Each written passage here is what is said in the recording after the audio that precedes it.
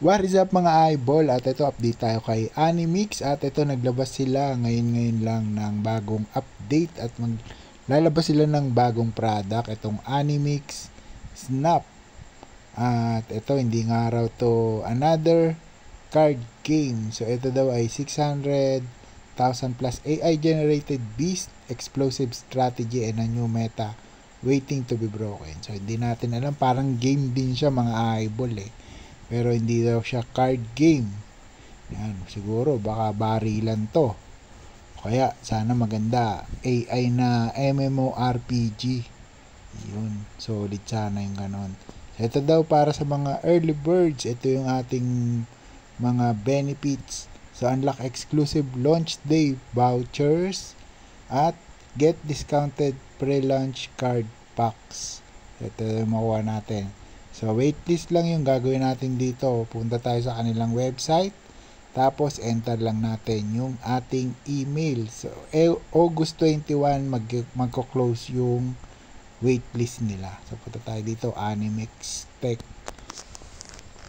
Yan, Unlimited Creature Collection. So, ganyan yung itsura.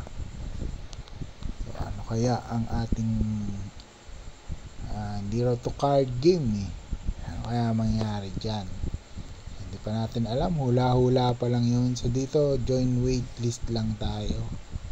At lagay lang natin dito yung email.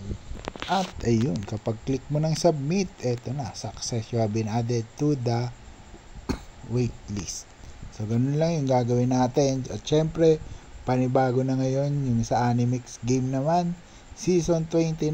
At syempre, kailangan natin maglaro para yung mga nakuha ng airdrop season 1 ay ma-unlock yung mga token natin, yung map token.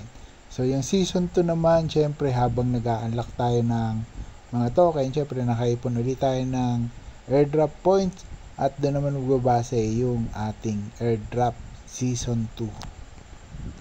So yun, baka malapit na yung ating airdrop season 2, baka sabay yan sa paglabas ng Animix Snap. So, tignan natin at sana tama yung hula natin kasi anong season na ngayon? Season 29. So, 29 na ngayon.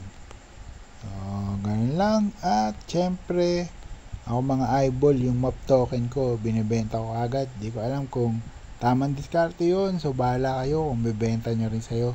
So, yung ako, ini-exchange ko lang siya sa SOPH. So, yung SOPH, yun yung iniipon ko. Para lang sa mga nagtatanong kung nag-sell na ba daw ako ng MUP or yung map token ni Animix. So, yan. Yung ganun ginagawa ko. Yung nakuha kong map ay pinapalit ko ng SOPH. Yun yung native token ni Sopon Network.